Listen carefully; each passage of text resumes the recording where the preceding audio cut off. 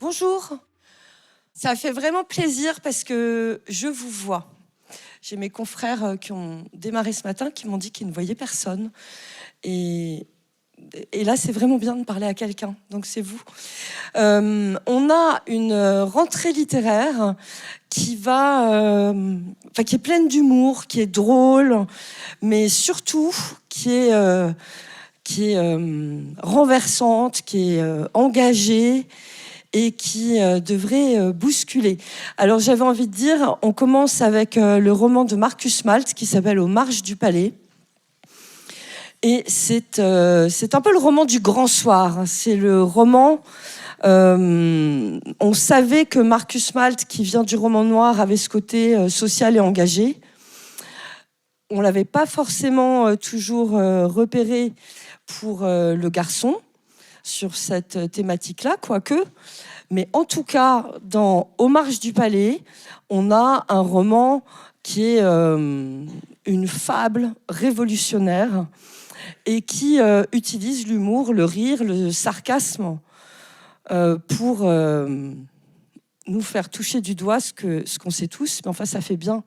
Toujours, ça fait du bien de l'entendre, de le relire et puis surtout de le redécouvrir sous la plume de Marcus Malt qui est assez extraordinaire.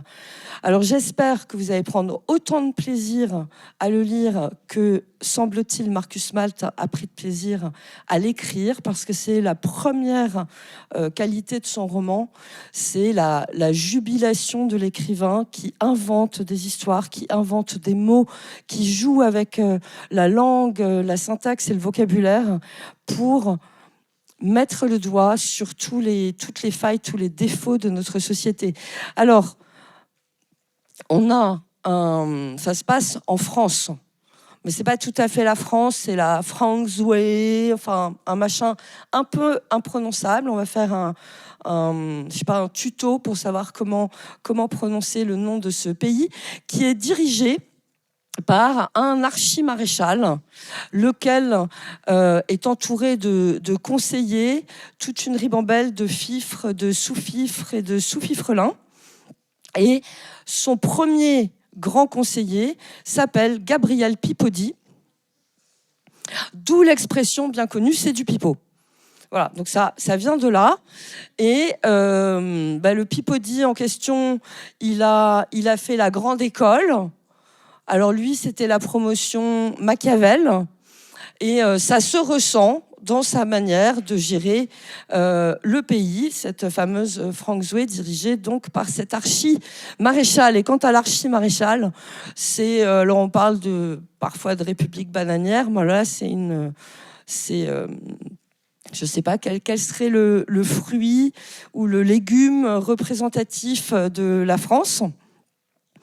Mais en tout cas, il vaut son pesant de cacahuètes.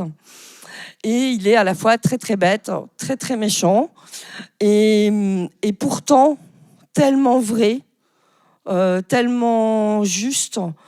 Enfin juste, son portrait est tellement juste, et donc à chaque fois on rit à s'en faire mal au ventre, et on rit parce qu'on rit jaune, vert, bleu.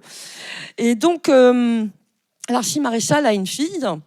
Laquelle fille, c'est une sorte de Kim Kardashian locale, va quand même un jour essayer de s'échapper de son palais doré, et elle va croiser le destin et le parcours d'une bande de bras cassés qui vit dans un manoir sous la houlette d'une grosse dame qui s'appelle la Baronne. Alors la Baronne a passé sa vie à faire des mauvais coups. Et là, elle se dit, ça suffit, les petites conneries à 2 balles. Là, ça va être le grand soir et on va vraiment faire la révolution.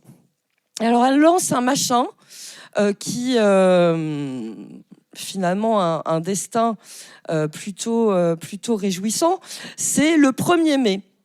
Le 1er mai, la grande fête des travailleurs, la marche vers le grand soir. Et donc, la Baronne lance ce machin-là, avec le succès qu'on connaît, et avec un objectif symbolique fort, qui est de s'emparer de la grande tour F qui domine la capitale de la Franxway. Donc nos deux univers vont se croiser.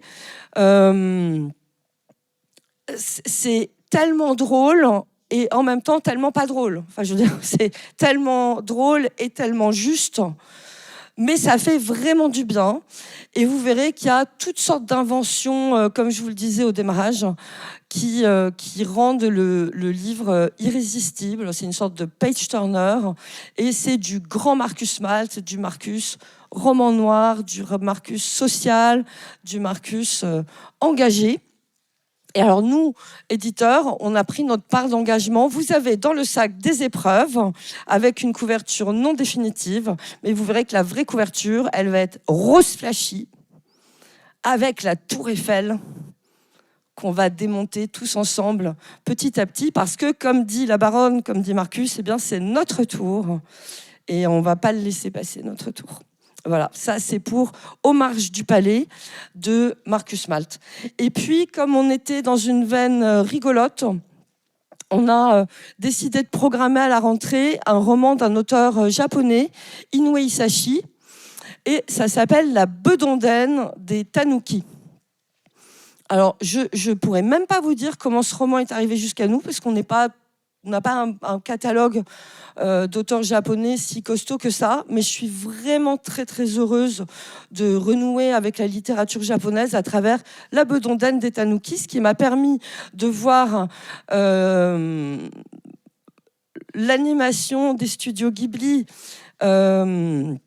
sur cette histoire de Tanuki. Comment ça s'appelle, Valentin? Pompoko. Voilà. Alors moi, je connaissais rien au Tanuki, mais c'est vrai que je suis un peu... voilà, je n'ai plus 20 ans. Mais je suis ravie d'avoir découvert les Tanuki. Donc, ceux qui les connaissent déjà, vous savez de quoi je parle.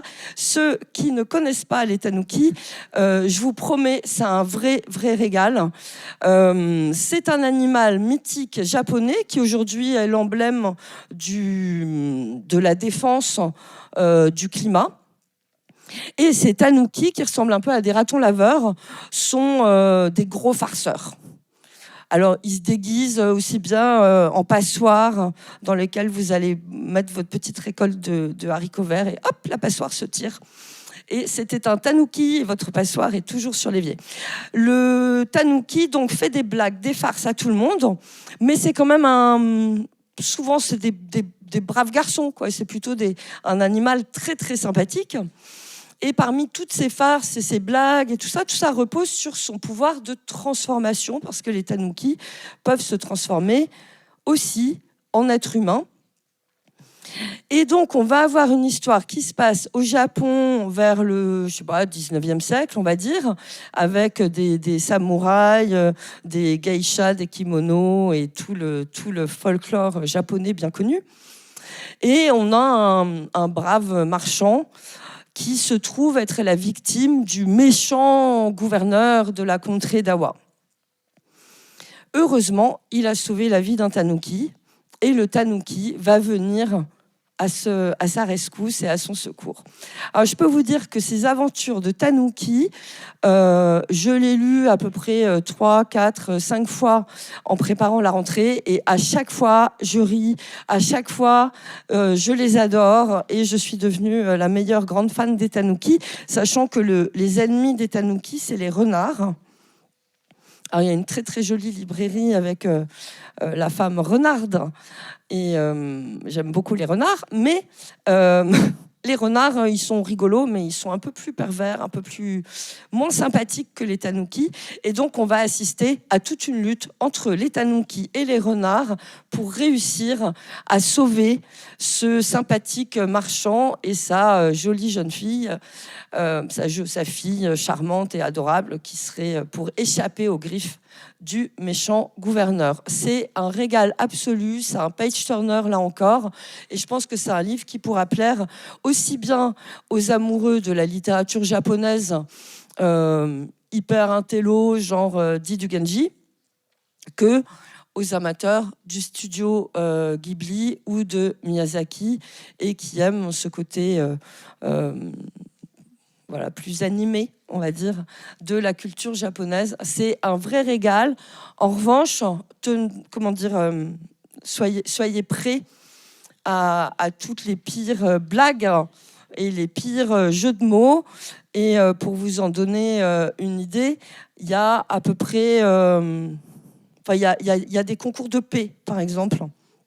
Je ne vous expliquerai pas comment on fait ça. Je ne vous propose pas non plus de faire une escape game dans votre librairie avec toutes les bêtises que font les tanuki. Mais en tout cas, on a un bon gros humour qui n'est pas forcément toujours le côté zen et raffiné qu'on attend de la culture japonaise. Mais c'est très drôle, c'est magnifiquement traduit par Jacques Laloze. Et donc, ça va nous réjouir pour cette rentrée littéraire. On a, pour accompagner ces deux magnifiques romans, un petit recueil de nouvelles d'une autrice turque qui s'appelle Ayfer Tunç. Pour ceux d'entre vous qui ont fait l'opération ZA sur la collection de poche de Zulma, vous voyez un petit gratuit qui s'appelle La Passagère des Neiges, qui est une nouvelle d'Ayfer Tunç. C'était une manière de vous faire découvrir en avant-première cette autrice. On n'avait pas encore d'autrice turque au catalogue chez Zulma, et moi je suis tombée complètement en amour avec l'œuvre d'Ayfer Tunç. Donc on va commencer par un recueil de nouvelles, donc La Passagère des Neiges, qui sortira en août, en même temps que ces deux beaux romans, La Bedondaine des Tanuki d'Inoue Hisashi et Aux marges du palais de Marcus Malt. Et alors cette Passagère des Neiges, c'est une forme d'interrogation et de réflexion par la fiction, évidemment, sur le statut et les destins de femmes en Turquie aujourd'hui. Sauf que beaucoup des nouvelles prennent le parti du regard masculin, et on a davantage une collection de Monsieur Bovary, c'est-à-dire des hommes éperdus d'amour, des hommes malheureux en amour, des hommes qui feraient tout et puis qui font tout faux. Et à travers ces destins d'hommes, en fait, on a aussi un regard tout à fait passionnant sur le statut des femmes aujourd'hui en Turquie. En tout cas, Ayfer Tunç, ce sera vraiment une autrice à suivre. Après La Passagère des Neiges, on aura d'autres livres d'elle qui suivront dans le temps. Et je suis vraiment très très heureuse de l'accueillir au catalogue de Zulma. Donc, en revanche, La Passagère des Neiges, vous allez moins rire, mais vous allez avoir le cœur traversé d'émotions et plein de tendresse, et en même temps avec à chaque fois un suspense assez intense dans chaque nouvelle. Donc le recueil d'Ayfer Tunç n'est pas dans le sac que vous aurez tout à l'heure. En revanche, ce que je vous disais tout à l'heure, c'est que c'est le gratuit de notre OP Poche. Donc n'hésitez pas à faire l'OP Poche pour avoir le gratuit, pour être à même de lire un des livres qu'on va sortir à la rentrée. C'est un peu du billard à 18 bandes, mais ça marche. Alors, en septembre, on a deux titres. On a un roman d'Hubert Haddad qui s'appelle La Symphonie Atlantique, qui est un très très beau roman d'Hubert, qui est beaucoup plus court et beaucoup plus simple que le précédent. C'est le parcours d'un jeune garçon allemand pendant la Seconde Guerre mondiale. Et c'est une ode, si je puis dire, aux victimes civiles de toutes les guerres qu'on connaît, qu'on connaissait hier et qu'on connaît encore aujourd'hui et qu'on aimerait bien ne pas connaître demain. Ça nous parle du bombardement par les Alliés des villes allemandes. Ça nous parle de tous ces gens morts alors qu'ils n'avaient à peu près aucune action dans la guerre. Ça nous parle aussi de cette magnifique culture allemande pré-romantique, avec cette passion pour la musique, la passion pour la nature, les forêts. Et ça s'appelle La Symphonie Atlantique, parce qu'on va suivre le destin de ce jeune garçon depuis Ratisbonne, ville totalement bombardée et rasée par la guerre, pendant la guerre par les Alliés. Et ce jeune garçon va avoir tout un destin qui va l'amener jusque sur les côtes de France. Vous savez où ces dernières semaines de la guerre, les Allemands ont quasiment capturé tous les presque des enfants qui se promenaient partout pour aller les mettre dans des bunkers pour se défendre ou défendre les côtes françaises du débarquement allié. Et donc ce personnage va s'accrocher à la fois à sa passion pour la nature et à sa passion pour la musique, pour essayer de survivre à ce destin un peu compliqué. Ça s'appelle aussi la Symphonie Atlantique parce que, rappelez-vous comment on appelait les grosses... les bombes, je trouve plus le mot, les canons de Staline, on appelait ça les orgues de Staline. Et il y a un moment, le pilon des bombes sur une ville, on peut aussi dire que c'est une forme de musique terrible. C'est la musique de la guerre qu'on aimerait bien ne plus entendre. Donc cette symphonie atlantique, c'est aussi ce martèlement des bombes. Et voilà, c'est court, c'est beau, c'est magnifique même, et c'est toujours cette très belle langue d'Hubert Haddad. Et pour terminer, on a un très très beau livre de Azar Nafissi qui s'appelle Lire dangereusement. Donc là, vous en avez un avant-goût assez concret, puisque nous venons de rééditer Lire Lolita à Téhéran, qui est dû arriver la semaine dernière sur vos tables. Et on va reprendre toute l'œuvre d'Azar Nafissi. Donc, Lire Lolita à Téhéran, c'est l'histoire de cette prof d'université qui se fait renvoyer de l'université parce qu'elle refuse de répondre à tous les préceptes religieux islamiques qui règnent dans l'université. Et elle décide de faire un cours clandestin chez elle en réunissant 7-8 de ses étudiantes. Et elle va faire ce cours clandestin de littérature en commençant par Lolita de Nabokov. Ensuite, on a un titre de Jane Austen, on a Gatsby, le Magnifique. Enfin, bref, on va parcourir quelques grandes œuvres de la littérature et on va aussi suivre le destin de ces quelques jeunes filles iraniennes qui se passionnent pour la lecture et pour la littérature. Qu'est-ce que ça signifie de lire Lolita à Téhéran ? Quel est le rapport entre Lolita et une lectrice iranienne ?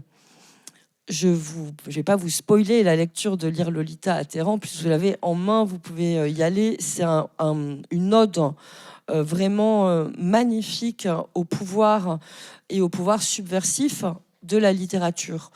Et Azar Nafissi a poursuivi donc sa réflexion sur l'importance de la littérature, mais pas seulement l'importance de la littérature dans un pays comme l'Iran, mais aussi l'importance de la littérature dans un pays comme les États-Unis sous Trump.